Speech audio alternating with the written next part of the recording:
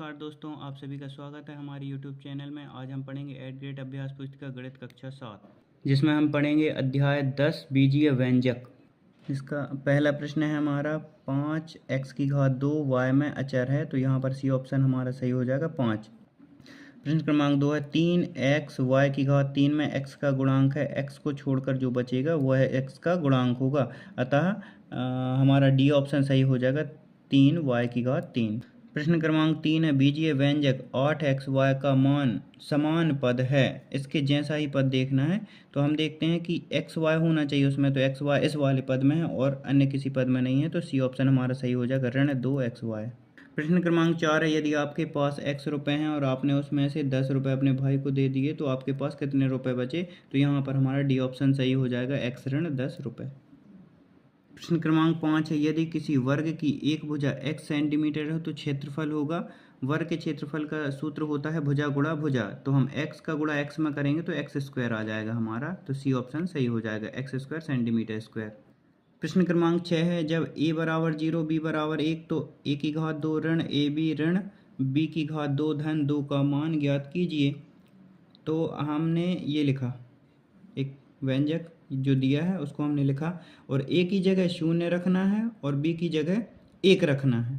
तो हमने जहाँ जहाँ a था, देखिए यहाँ, तो a की जगह हमने यहाँ 0 रख दिया, a की जगह 0, b की जगह 1, b की जगह 1 और 2 है यहाँ, तो 2 की जगह 2 ही रखा है। तो 0 का वर्ग करेंगे 0 ही आएगा, 1 का 0 में गुणा करेंगे तो 0 हो जाएगा ये, और 1 का वर्ग करेंगे तो 1 ही आएगा, और 2 है पहले से तो 2 हो जाएगा। ये इसका 0 हो गया है, हमने इसका ये लिखा है, तो ऋण 1 धन 2, तो 2 में से 1 जाएगा तो 1 बचेगा यहाँ, तो ये हमारा सही उत्तर हो जाएगा। प्रश्न क्रमांक 7 है ऐसे 3 व्यंजक लिखिए जिनमें से प्रत्येक में 3 पद हों। तो हमने ये 3 व्यंजक लिखे हैं। पहला व्यंजक लिखा है x square plus 7xy plus 12y square, और दूसरा है 2x square plus 4xy plus 6y square, और तीसरा है 3x square plus 6xy plus 9y square. इनको हिंदी में हम पढ़ेंगे कि x की घात 2 धन 7xy धन 12y की घात 2। दूसरे को पढ़ेंगे 2x की घात 2 धन 4xy धन 6y की घात 2। तीसरे को पढ़ेंगे 3x की घात 2 धन 6xy धन 9y की घात 2। प्रश्न क्रमांक 8 है हमारा नीचे दिए गए व्यंजकों में पदों और उनके गुणनखंडों को छांटिए। तो हम देखते हैं कि पहला प्रश्न ये है, तो इसमें कितने पद हैं, तो एक पद ये होता है, एक पद ये होता है, तो इसमें 2 पद हैं, एक ये है एक ये है। तो पहले हमने इसको लिख दिया, फिर कॉमा लगाया, फिर इसको लिख दिया, तो ये पद हो गए। फिर हम इनको गुणनखंड लिखना है, इसके गुणनखंड लिखेंगे तो ये कैसा है, इसे हम लिख सकते हैं 4 गुणा x। 4 को भी हम 2 गुणा 2 लिख सकते हैं और ऐसा भी लिख सकते हैं। और इसका ऋण 3xy को हम लिख सकते हैं ऋण 3 गुणा x गुणा y। और इसी का दूसरा है हमारा कि 4p square Q minus 3p Q square plus 5। तो इसमें हमें देखना है, सबसे पहले हम पद लिखेंगे, तो एक पद ये हो जाएगा हमारा, दूसरा ये हो जाएगा और तीसरा ये हो जाएगा, तो 3 पद इसमें हैं। तो हमने पद लिखे इसमें, ये पहला पद है ये 4। दूसरे प्रश्न में हम देखते हैं कि ये इसका पहला पद है 4p स्क्वायर क्यू, दूसरा है माइनस 3p क्यू स्क्वायर और तीसरा है 5। और इनके हम देखते हैं गुणनखंड। तो गुणनखंड क्या होंगे इनके कि 4, पहले हम इस पद का निकालते हैं 4p स्क्वायर, तो इसका हो जाएगा 4p स्क्वायर क्यू का हो जाएगा 4 इंटू पी। पी की घात 2 है तो पी को हमने 2 बार लिखा, और क्यू 1 बार है तो 1 बार लिखा है। और माइनस का 3p क्यू स्क्वायर होगा, तो इसे हम लिखेंगे माइनस का 3 इंटू पी है और क्यू का स्क्वायर 2 बार, क्यू की घात 2 लगी है तो यहाँ क्यू को हमने 2 बार लिया है, और 5 का गुणनखंड 5 ही होगा, ये सही आंसर हो जाएगा हमारा। प्रश्न क्रमांक 9 है किसी आयत की लंबाई 2x प्लस वाई सेंटीमीटर है तथा चौड़ाई 3x सेंटीमीटर है, आयत का क्षेत्रफल कितना होगा। तो हम जानते हैं आयत का क्षेत्रफल होता है लंबाई गुणा चौड़ाई, तो लंबाई की जगह हमने ये रखा 2x प्लस वाई, और चौड़ाई की जगह हमने रखा 3x। इन दोनों का गुणा करेंगे तो 3x का सबसे पहले इसमें होगा और 3x का इसमें होगा। 3x का जब 2x में करेंगे तो सबसे पहले 3 दूनी हो गए 6, और x का x में होगा तो x की घात 2 आएगी, क्योंकि गुणा में घातें जुड़ती हैं। और 3x का y में करेंगे तो 3xy हो जाएगा। तो यही हमारा आयत का क्षेत्रफल हो जाएगा कि 6x² प्लस 3xy। प्रश्न क्रमांक 10 है, एक वर्गाकार क्षेत्र का परिमाप ज्ञात कीजिए जिसकी एक भुजा x मीटर है। तो वर्ग का परिमाप का सूत्र होता है 4 गुणा भुजा। भुजा यहाँ पर x मीटर की दी है तो भुजा की जगह हमने x रख दिया, और 4 ये सूत्र का है तो 4 गुणा x बराबर हो जाएगा 4x। यह हमारा सही उत्तर हो जाएगा 4x। प्रश्न क्रमांक 11 है, संख्याओं m और n के गुणनफल के 3 गुने में संख्या 5 जोड़ने के लिए एक बीजीय व्यंजक प्राप्त कीजिए।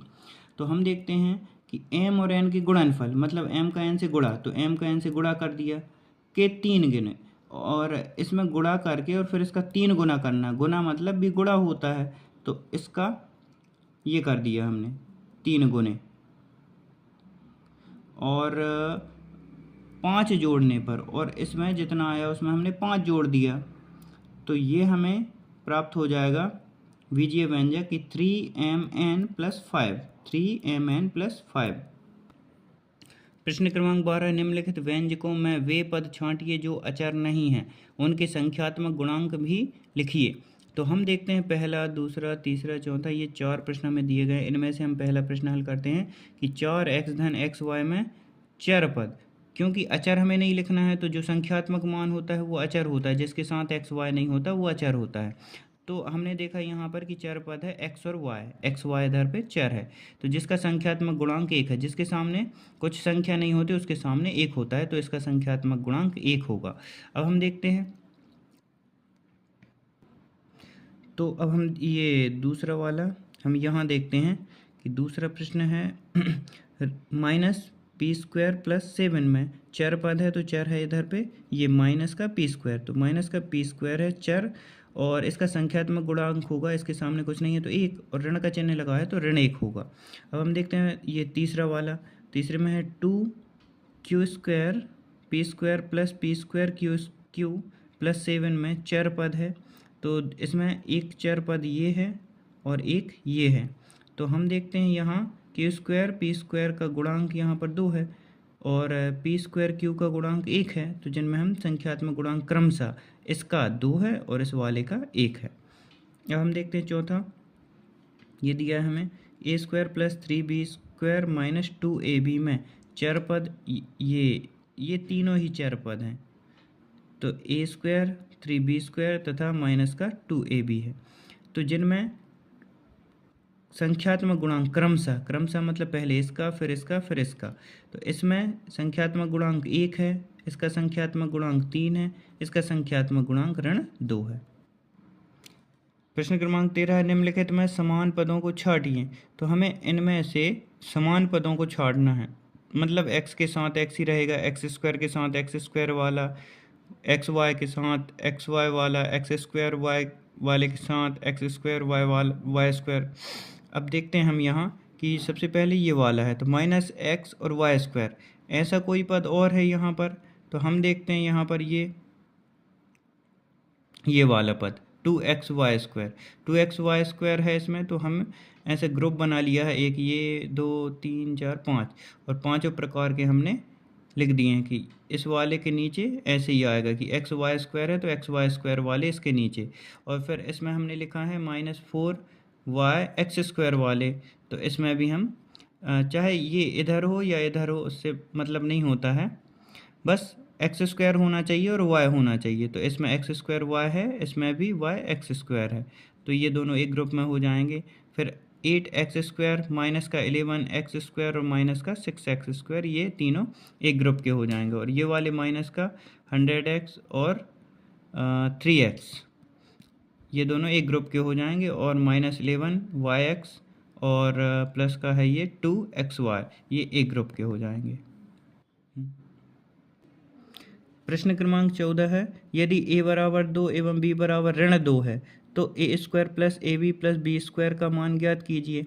तो हम देखते हैं यहाँ पर कि A square plus A B plus B square, तो ए की जगह हमें 2 रखना है और बी की जगह ऋण 2 रखना है। तो ए की जगह हमने 2 रख दिया, ए का स्क्वायर है तो हमने 2 का स्क्वायर कर दिया, प्लस 2 इंटू ए की जगह हमने 2 रख दिया और बी की जगह ये कोष्टक में ऋण 2 रखा है, और बी का स्क्वायर है तो ऋण 2 का स्क्वायर करेंगे। इसको हम विस्तारित रूप में लिख देंगे कि 2 का वर्ग करेंगे तो 2 दूनी 4, 2 दूनी 4, और ऋण और धन का गुणा होगा तो ये ऋण है। अब यहाँ ऋण 2 का ऋण 2 से गुणा होता है तो 4 आ जाता है, और ऋण का धन से होगा तो ऋण। अब 4 से 4 घट जाएंगे तो हमारा ये 4 बचेगा, तो ये हमारा उत्तर हो जाएगा। प्रश्न क्रमांक 15, अपने परिवार की मासिक आमदनी व विभिन्न मदों में होने वाले खर्च को बीजीय व्यंजक के पदों के रूप में व्यक्त कीजिए। अब हमने माना कि परिवार की मासिक आमदनी ये सबको अपने से करना है, मगर हमने उदाहरण स्वरूप ये लिया है कि माना आप परिवार की मासिक आमदनी रुपये 20,000 है, तो विभिन्न मदों में होने वाला खर्च x रुपये है तथा बचत y रुपये है। तो बीजीय व्यंजक क्या हो जाएगा, x धन y बराबर 20,000, या 20,000 में से हम खर्च को घटा देंगे, जो हमारी आय है उसमें से खर्च को घटा देते हैं तो बचत आ जाती है। तो ऐसे भी हम एक समीकरण व्यंजक बना सकते हैं। अगले अध्याय के लिए अगली वीडियो में मिलते हैं। धन्यवाद।